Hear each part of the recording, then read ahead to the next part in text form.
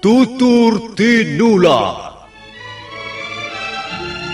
Kali ini mengetengahkan episode pertama dengan judul Pelangi di Atas Kurawa. Dalam seri yang ke-27 ini didukung oleh para pemain Narto Bantul sebagai Arda Raja, Sudibianto dan Wawan Gewe sebagai prajurit, Mamok Pratomo sebagai Kertanegara, Wahyu sebagai Mengci, Otis Perkasa sebagai Wong Chao, Ape Burhan sebagai Canpi, Kasdu Dewa sebagai Lembu Sora, Heri sebagai Diah Wijaya, Iwan sebagai Prana Raja, dan Nusri pembawa cerita. Selamat menikmati. Arda Raja terus melangkah dan tubuhnya segera lenyap di balik dinding yang membatasi Paseban Agung dan wisma pangeran-pangeran Singasari.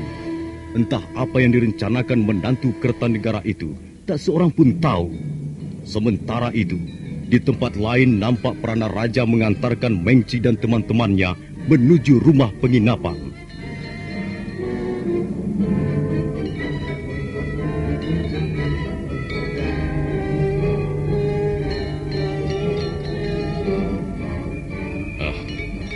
Bagaimana kesan tuan-tuan tentang negeri kami? Oh, negeri yang bagus.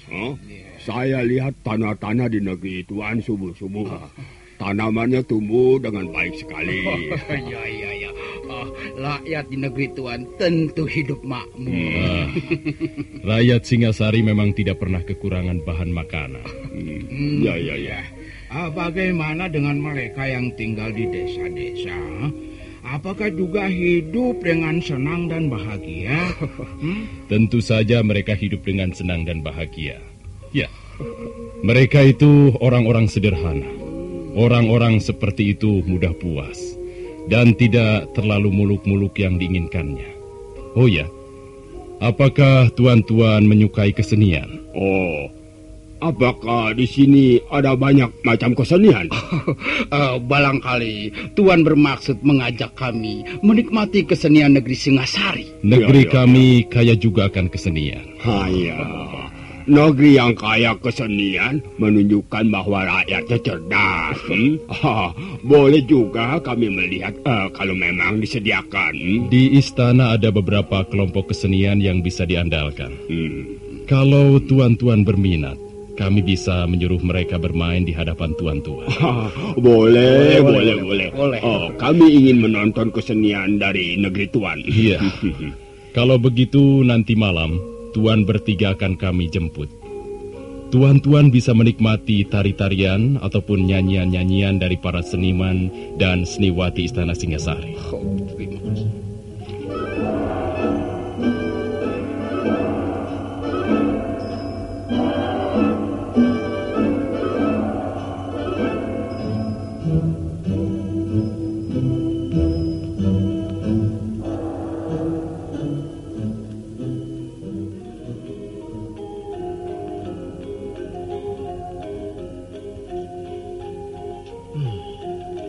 Kalau begitu kalian harus sabar menunggu. Utusan kerajaan Mongolia itu nampaknya girang sekali melihat kesenian kita, Gusti. Iya, benar Gusti Arda Raja. Bahkan ada salah seorang di antaranya minum tuak sampai mabok. Itu lebih bagus. Di mana-mana orang mabok selalu menjadi biang keributan. Apakah kami boleh melukai mereka, Gusti? Tidak boleh. Kau tidak kuizinkan melukai mereka. Kalau sampai hal itu terjadi, nyawa kalian tidak akan selamat. Oh, iya Gusti. Kalian hanya kusuruh menyerang mereka. Kalian bisa melakukannya pada saat mereka keluar dari pintu gerbang istana. Iya. Dan ingat, kalian tidak boleh sampai tertangkap. Begitu terjadi pertarungan sengit, kalian harus segera kabur dan menghilangkan jejak. Cukup jelas? Jelas, Gusti. Nah, kalian berangkat sekarang. Awas, jangan sekali-kali kalian menyebut-nyebut namaku kalau sampai tertangkap. Iya, Gusti. Baik.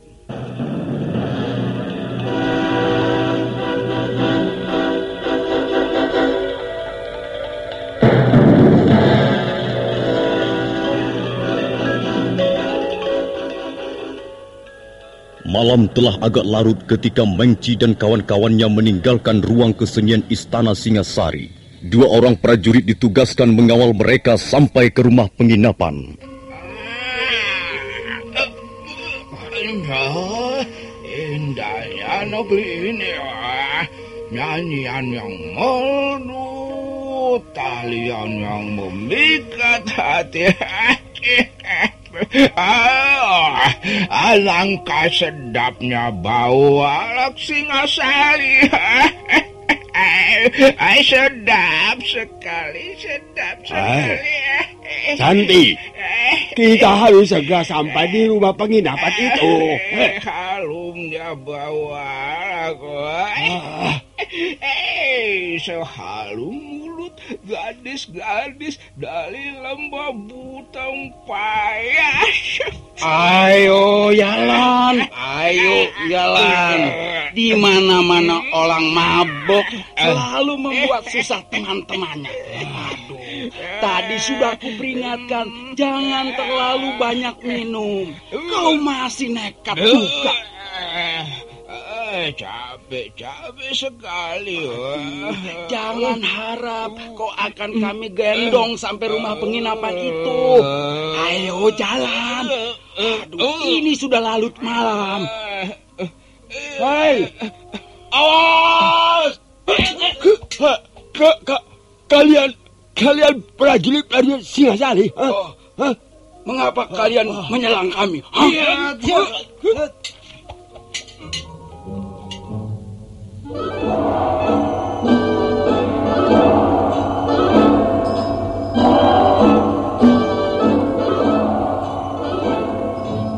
Mengki dan 2 orang temannya terkejut melihat serangan 2 orang prajurit Singasari yang tiba-tiba muncul dari sudut pintu gerbang yang gelap.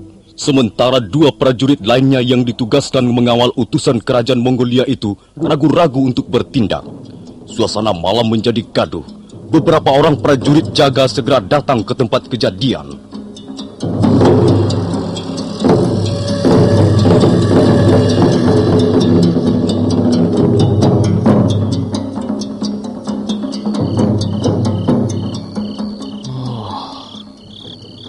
Kami atas nama pemerintah Singasari sangat menyesalkan kejadian ini.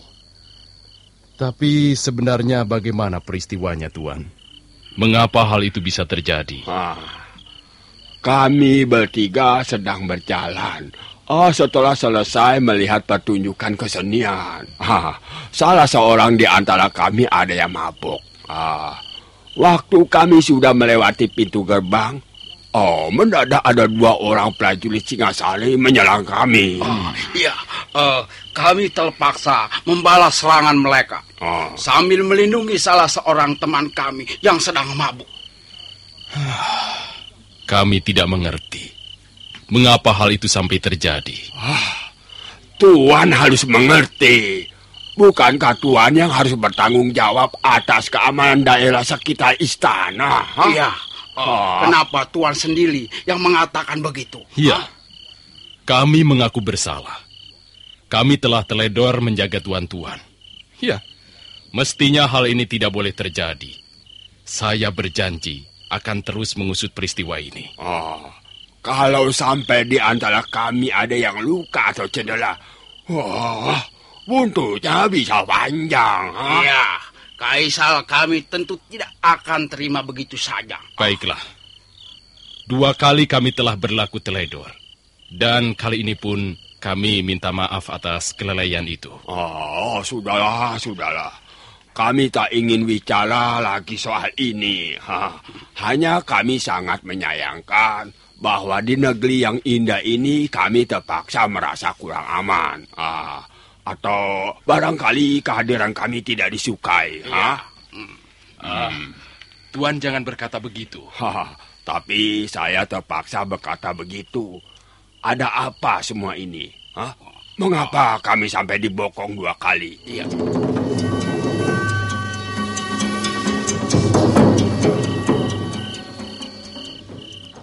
Bagaimana Paman Musora? Gusti, hamba yakin ada yang berdiri di belakang peristiwa ini. Ya, apakah Paman mencurigai seseorang? Maaf Gusti, hamba tidak berani mengatakannya. Ya, bagaimana dengan Adi Arda Raja Paman? Sekali lagi maaf, Gusti. Hamba tidak berani mengutarakannya. Peristiwa ini pasti akan digunakan untuk memancing kemarahan Ayahanda Prabu, Paman. Iya, agaknya memang begitu, Gusti. Karena itu kita harus dapat mengendalikan Sang Prabu, agar jangan sampai terburu nafsu. Ya, keadaan akan semakin bertambah sulit kalau sampai Ayahanda Prabu tidak bisa mengendalikan diri, Paman. Dan itulah yang diharapkan orang-orang yang berdiri di belakang layar peristiwa ini. Hamba kira kalau sampai terjadi perang antara Singasari dan Kerajaan Mongolia, tentulah ada pihak yang merasa untung, Gusti. Jelas, kerajaan gelang-gelang yang akan memanfaatkan keuntungan itu, Paman. Sekarang, mereka mempunyai bala tentara yang jumlahnya di luar ketentuan sebagai negara bawahan, Paman. Iya. Kalau sampai gelang-gelang memberontak pada saat Singasari sudah menjadi lemah, tentulah usaha mereka akan berhasil, Paman. Dan hal itu sangat tergantung dari sikap Sang Prabu besok. Pada saat harus menjawab surat Kaisar Mongolia itu, Gusti. Baiklah, Paman. Kita tunggu saja besok. Mudah-mudahan kita bisa mempengaruhi Ayahanda Prabu agar tetap bijaksana dalam menilai persoalan ini, Paman.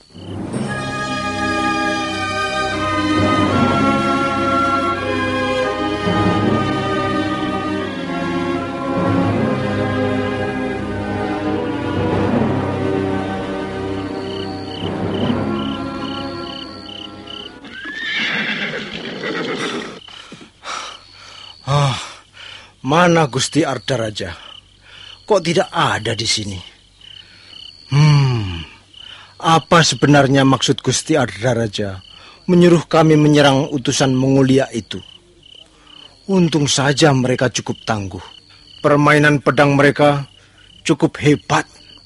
Barangkali setingkat dengan permainan pedang Tuan Jarawaha atau Ganggadara.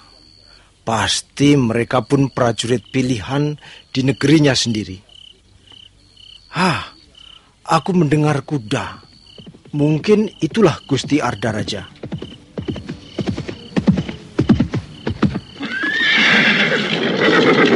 Oh, Gusti Ardaraja. Bagaimana tugasmu? Sudah kulaksanakan dengan baik? Sudah, Gusti. Bagus. Sekarang ikutlah aku. Kemana, Gusti? Kau sudah menjalankan tugasmu dengan baik. Kau harus melaporkannya secara lengkap. Dan setelah itu, kau boleh menerima hadiahnya. Terima kasih, Gusti. Ayo ikut aku. Baik, Gusti.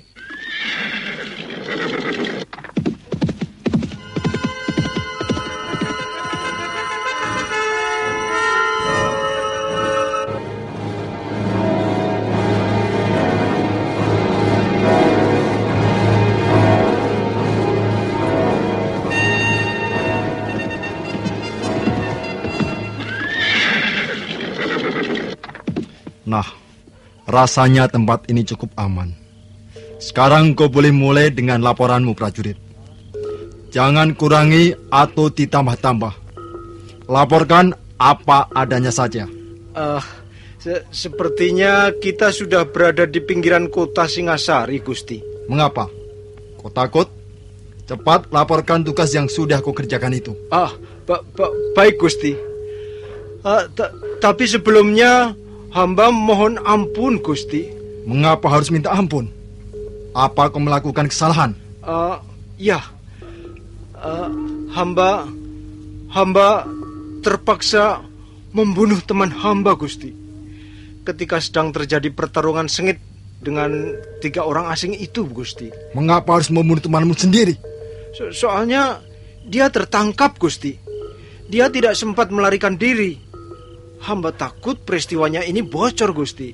Maka hamba terpaksa menusuknya dengan pedang sebelum dia kabur meninggalkan alun-alun Singasari. Coba kau ceritakan peristiwanya dari awalnya. Oh, baik, Gusti. Waktu itu kami menunggu di sudut pintu gerbang yang gelap. Seperti apa yang Gusti Ardaraja perintahkan pada kami. Lalu kami mendengar 3 orang utusan itu berjalan dengan dikawal 2 orang prajurit. Salah seorang di antara mereka berjalan sempoyongan karena mabok, Gusti. Kemudian setelah kurang lebih 10 langkah dari pintu gerbang, kami segera menyergap mereka. Bagaimana dengan 2 prajurit yang mengawal mereka? Mereka kelihatan bingung, Gusti. Mereka tidak berbuat apa-apa, hanya melihat saja pertarungan sengit di antara kami. Tapi karena keributan itu, maka muncullah para penjaga regol dan para prajurit peronda yang kebetulan bertugas keliling pada berdatangan, Gusti. Lalu segera kabur kau, iya? Iya. Semula hamba masih berusaha menarik tangan teman hamba agar segera kabur, Gusti. Tapi nampaknya dia terluka di bagian kakinya. Melihat teman hamba tak mungkin diajak kabur, maka hamba mengambil keputusan untuk membunuhnya. Ampun, Gusti. Ampun. Hamba benar-benar terpaksa membunuh teman sendiri. Sudahlah. Kau tidak bersalah. Karena itu tidak perlu minta ampun. Temanmu itu memang sudah seharusnya mati. Sebab kalau kau biarkan hidup, bisa membuat rencanaku berantakan. Oh, Gusti, ada orang-orang berkuda menuju kemari, Gusti. Kenapa? Kau takut? Seorang prajurit tidak boleh gentar menghadapi bahaya apapun juga. Tapi Gusti, siapa tahu mereka itu para perusuh. Siapa tahu mereka itu orang-orang jahat yang sering mengacau Singasari akhir-akhir ini, Gusti. Mereka sudah dekat. Kita lihat saja siapa mereka itu.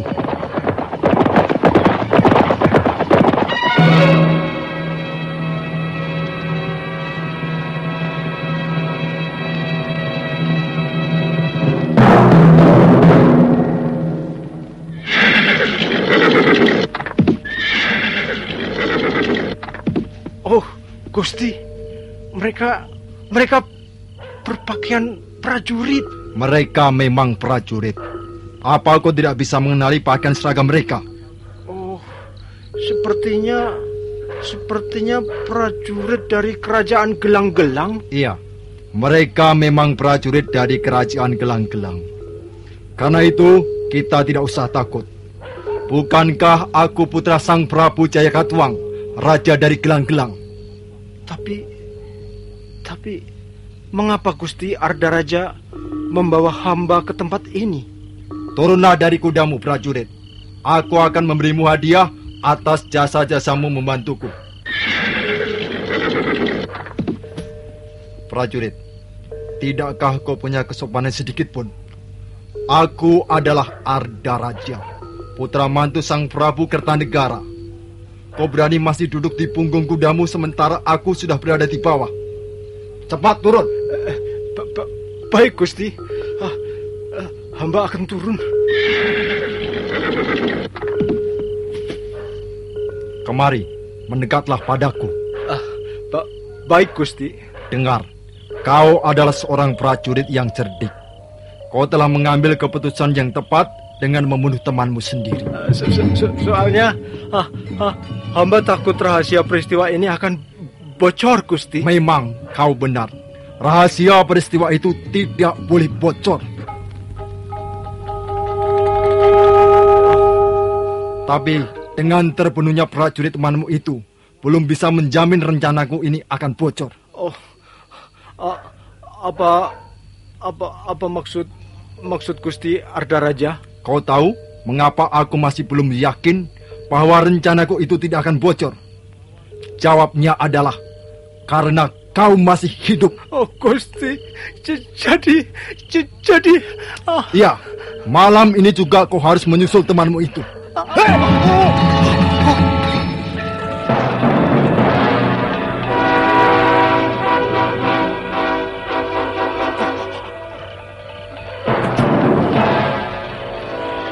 Kuburkan orang ini baik-baik.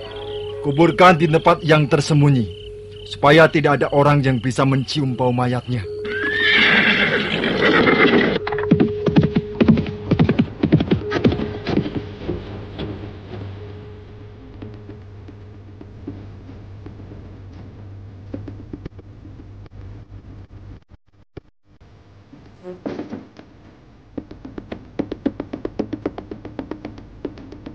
Peristiwa pembunuhan prajurit Singasari yang sebelumnya didahului dengan peristiwa pembokongan terhadap 3 orang utusan dari kerajaan Mongolia itu segera tersebar ke seluruh kota. orang-orang ramai membicarakannya, Sang Prabu Kertanegara sendiri nampak gusar begitu mendapat laporan dari Prana Raja. Selamat ya Sri Kertanegara. Selamat ya Sang Siwa Buddha. Terimalah sembah kami.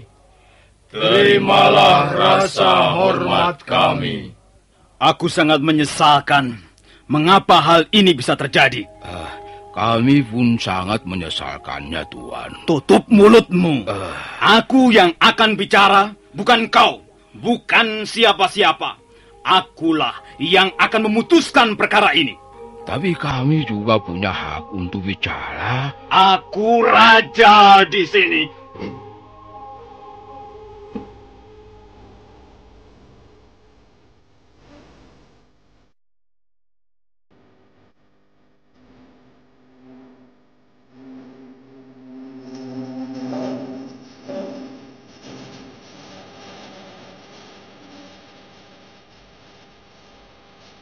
Merah padam wajah Sang Kertanegara, bibirnya bergetar waktu bicara.